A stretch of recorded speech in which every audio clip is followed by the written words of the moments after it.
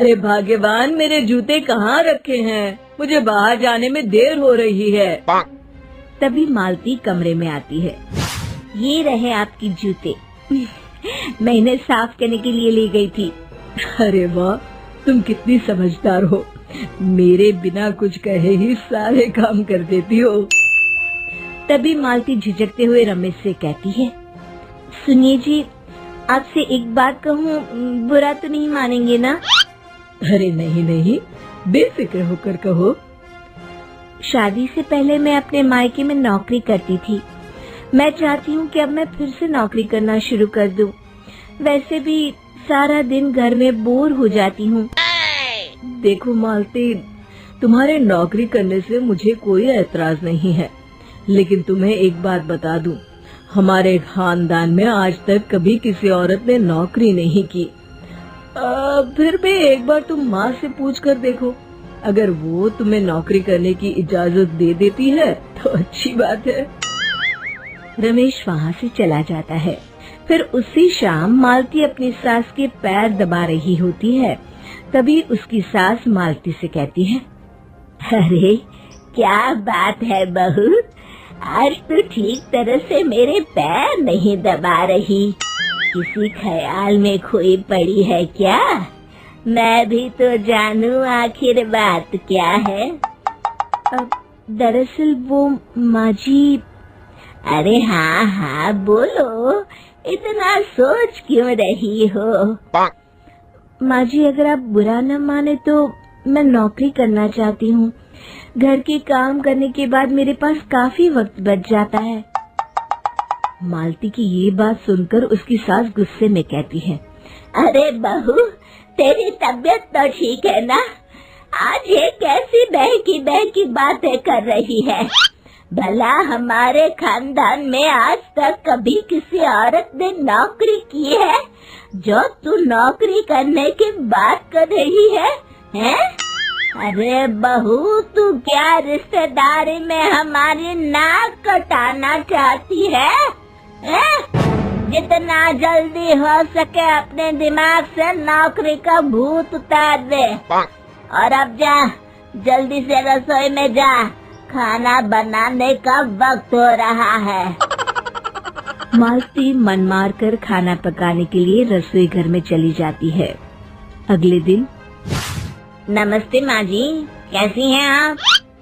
अरे आओ आओ दिवाकर बेटा, बैठो, मैं तुम्हारे लिए चाय मंगाती हूँ। बहू, जरा एक कप चाय तो लेती आना। फिर दिवाकर एक फाइल खोलकर मालती की सास के सामने रख देता है। ये देखिए माँ जी, ये है पिछले महीने का हिसाब और ये रहे मुनाफे के रुपए। एक बार हिसाब देख लीजिए और इन कागजों पर अपने दस्तखत कर दीजिए। अरे दिवाकर बेटा, मैंने भला आज तक कभी तेरा हिसाब देखा है जो अब देखूंगी। ला बता, कहाँ दस्तखत करूं? तभी मालती चाय लेकर वहाँ आ जाती है और अपनी सास को बिना कागजातों को पढ़े इस तरह लापरवाही से दस्तखत करते हुए देखकर हैरान रह जाती है। अच्छा माली, अब मैं चलता हूँ, फैक्ट्री में बहुत काम है। फिर दिवाकर वहाँ से चला जाता है।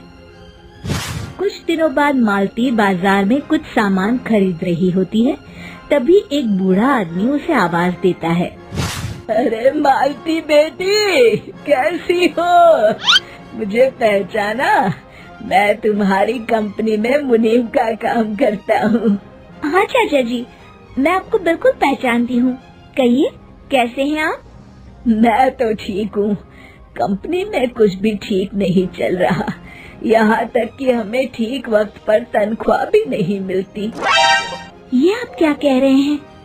अब क्या बताऊं, आप लोग तो कभी हिसाब किताब देखने दफ्तर आते नहीं। मेरी मानो तो एक बार आप लोग दफ्तर आकर सारा हिसाब किताब देख लो, आपको असलियत पता चल जाएगी। अच्छा बेटी, अब मैं चलता हूँ, देर हो रही है। फिर वो बूढ़ा वहाँ से चला जाता है। वहीं दूसरी तरफ मालती घर पहुंचकर अपनी सास को सारी बात बताती है। तभी वहां रमेश भी आ जाता है, लेकिन मालती की सास मालती की किसी भी बात पर विश्वास नहीं करती। तभी रमेश कहता है, अरे माँ, बिना आग के कभी धुआं नहीं उठता। जब मालती इतना कह रही है तो हमें एक बार दफ्तर चलकर देख लेना चाहिए। वैसे भी हम लोग काफी दिन से अपने दफ्तर नहीं गए हैं। इस तरह किसी एक आदमी के भरोसे काम छोड़ना मुझे भी ठीक नहीं लगता।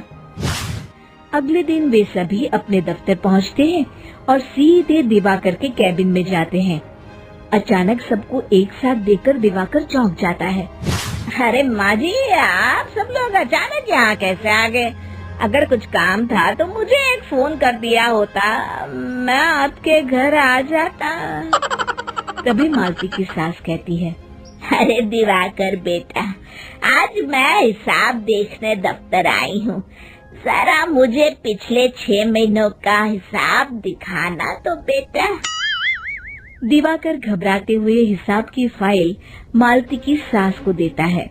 मालती की सास फाइल लेकर मालती को देती है और कहती है, ले बहू, देख ले हिसाब।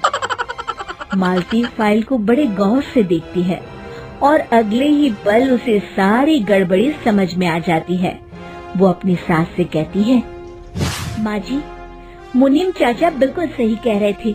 हमारी कंपनी में पिछले 6 महीनों में जितना मुनाफा हुआ है, हमें उसका आधा पैसा भी नहीं मिला। क्यों समझ लीजिए कि 1 रुपये में सिर्फ चवन्नी ही हमारे हाथों में आई है। मालती की बातें सुनकर मालती की सास गुस्से से दिवाकर को पूछती है, क्यों दिवाकर, मेरी बहू जो कह रही है वो सच है? दिवाकर समझ जाता है आज उसका भांडा फूट चुका है। वो गिड़गिड़ाते हुए कहता है, मुझे माफ कर दीजिए माँ जी, मैं पैसों के लालच में अंधा हो गया था। अरे वाह दिवाकर, तू तो 1 नंबर का चोर निकला। इतने दिनों से मैं तुझ पर आंख बंद करके भरोसा करती रही और तू मुझे ही चुना लगाता रहा। अभी के अभी निकल यहाँ से और दोबारा अपनी शक्ल मत दिखाना। दिवाकर वहाँ से भाग जाता है। मालती की सास मालती को शाबाशी देते हुए कहती है, बहू, आज मैं समझ गई कि पढ़ाई लिखाई हमारी जिंदगी में कितनी जरूरी है।